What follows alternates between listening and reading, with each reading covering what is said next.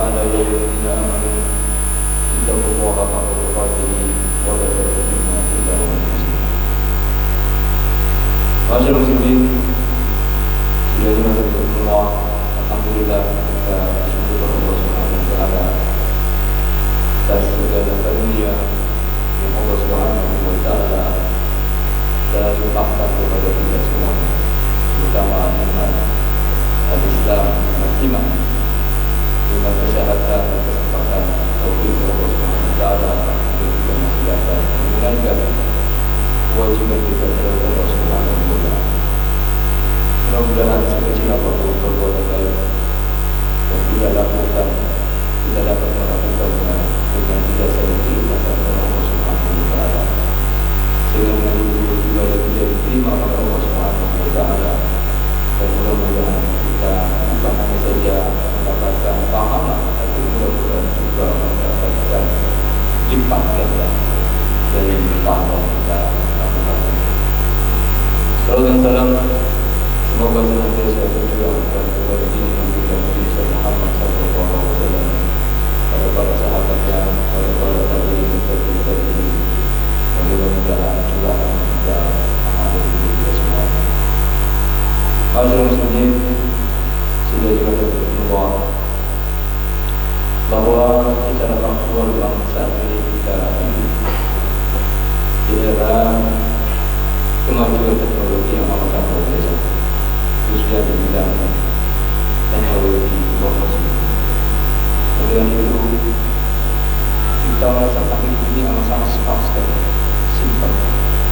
Banyak sekali pekerjaan-pekerjaan yang tadinya itu besar karena dengan teknologi informasi dapat disimpulkan sehingga menjadi amat mudah sekali.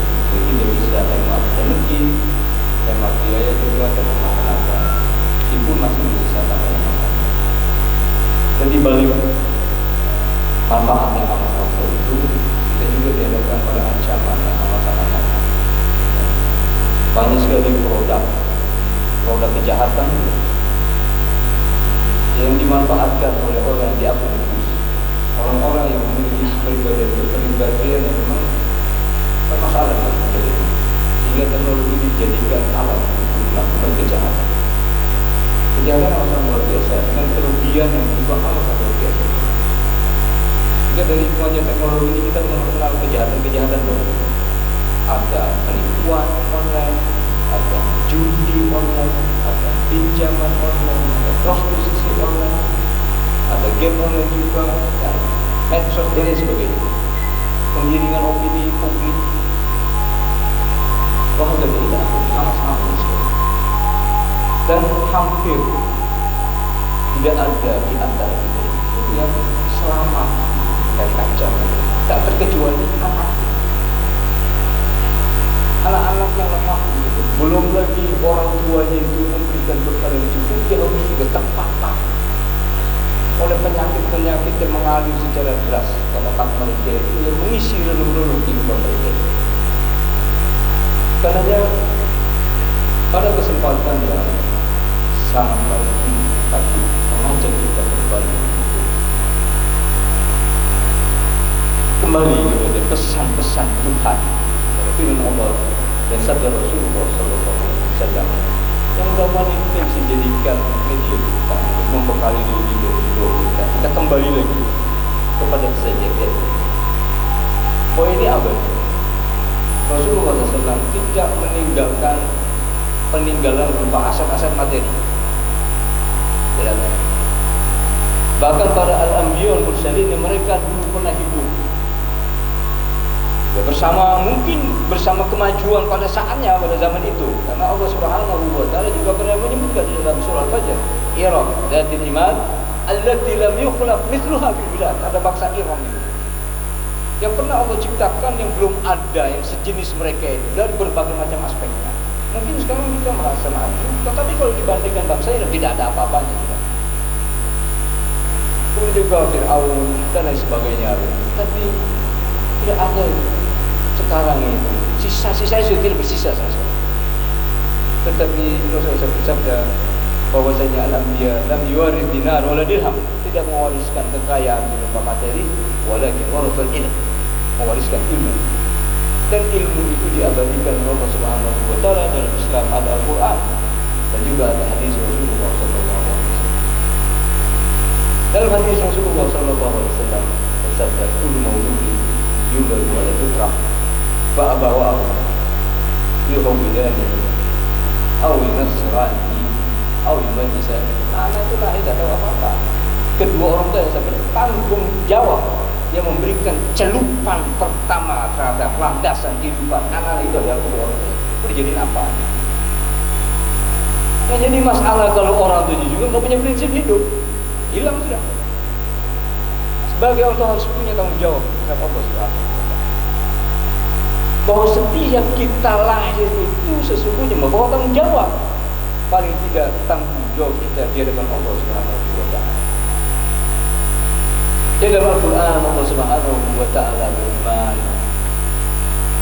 sebagai bentuk pesan moral yang sangat kuat. Ya ayyuhalladzina amanu qu anfusakum wa ahlikum. Nah, jadi pelihara diri Anda dan keluarga Anda dari ancaman api neraka. Dan tidak ada kemungkinan ancaman api neraka itu adanya itu, mengalirnya itu lewat materi-materi yang hadir di hadapan kita, lewat material-material yang ada di hadapan kita. Kali kita harus hati-hati. Di dalam surah Toha Allah Subhanahu wa taala berfirman kaitan dengan masalah ancaman, la tamuddanna ainaika ila ma matta'na bihi azwajan minhum zahratal hayati dunya linaftinahum fi wa rizqu rabbika khairu wa abqa. Jangan sampai Anda terpedaya oleh kehidupan dunia ini. Zahratal hayati dunya itu semuanya adalah ujian. Di balik itu semuanya ada ujian yang amat sangat berat. Allah Subhanahu wa taala juga wa rizqu rabbika khairu wa abqa. Tapi ada di sana, di balik itu semuanya, kalau kita benar memanfaatkannya, ada karunia yang besar dari Allah Subhanahu wa taala, ada pahala. Jejak pahala. Di dalam surah Al-Kahfi Allah Subhanahu wa taala firman bahwasanya al-mal wal banun zinatul hayatid dunya. Harta, anak-anak kita zina. Tetapi ada juga wal baqiyatus salihatu khairun inda rabbika thawaba wa khairun amal. Orientasi kepada pahala, pada al-baqiyatus salihah. Karenanya dalam ayat ini gitu kan, di dalam surah Toha itu Allah Subhanahu wa taala memberikan pesan setelah kita diberikan peringatan, hati-hati dengan zahratul hayat di dunia itu yang menggiurkan kita, yang bisa juga menjebak kita ke dalam kesusahan yang seharusnya kita bisa hindari, kita bisa mitigasi. Allah Subhanahu wa taala memberikan arahan baru, wa'mur ahlaka bis salati wastabir 'alaiha. Salat, perintahkan anak kamu itu as-salat qabla kulli syai. Salat sebelum salat.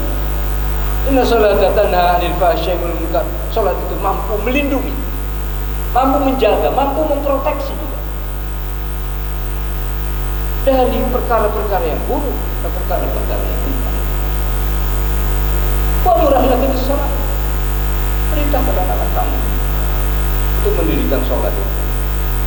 Kalau misalnya ada ulama itu, ada sebagian ulama yang memberikan kepada kita ada 7 nikmat yang amat sangat luar biasa Allah Subhanahu wa taala kepada kita. Di antara 7 adalah syariat. Adanya syariat itu adalah karunia dari Allah Subhanahu wa taala. Al-ilmu syariah, mengetahui syariat itu juga adalah karunia dari Allah Subhanahu wa taala. Sekarang kita kalau tidak ada syariat, kita tidak mengetahui syariat, tidak bisa berat.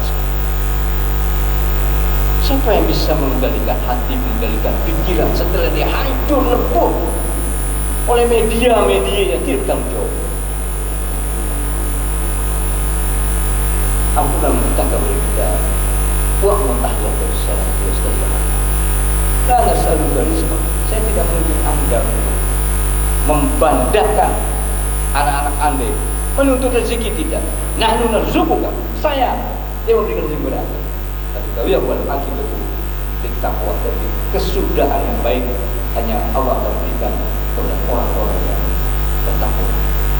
Sholat jarak apa yang perkara sholat itu.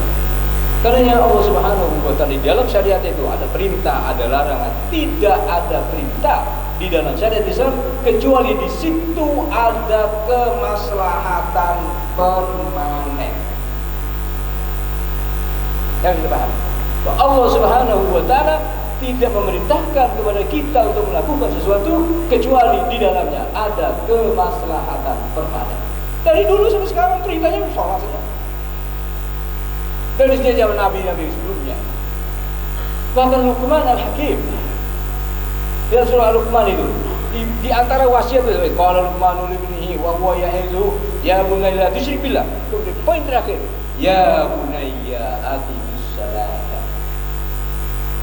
Wahai anakku, tinggal sholat. Wa'mur bil ma'ruf wa nahy 'anil munkar. Bau amar ma'ruf nahi munkar. Wasbir 'ala ma asabaka min dzalika perintah sholat. Bahkan di dalam surah Maryam Allah bercerita tentang Nabi Isa. Inni Abdullah atani al-kitab wa ja'alani nabiyya wa ja'alani mubarakan aina ma kuntu wa awsani bis-salati was-zakat. Nabi Isa. Jadi jangan kita menganggap enteng perkara sholat ini. Ini adalah perlindungan robbani. Makanya kalau bisa anak-anak itu jangan sampai mereka itu lepas dari perhatian kita. Dan kita sadar bahwasanya coverage kita, waktu kita, ruang kita, kemampuan kita untuk mengcover 24 jam terhadap anak kita itu nggak bisa. Apalagi mungkin sekarang itu orang tua itu lebih banyak waktunya di luar rumah, bapaknya, ibunya. Itu anaknya di rumah sendiri, nggak tahu dengan siapa. Kalau tidak dikasih chip berupa rasa takut kepada Allah Subhanahu wa Ta'ala yang ditanamkan melalui as-shalah, hilang.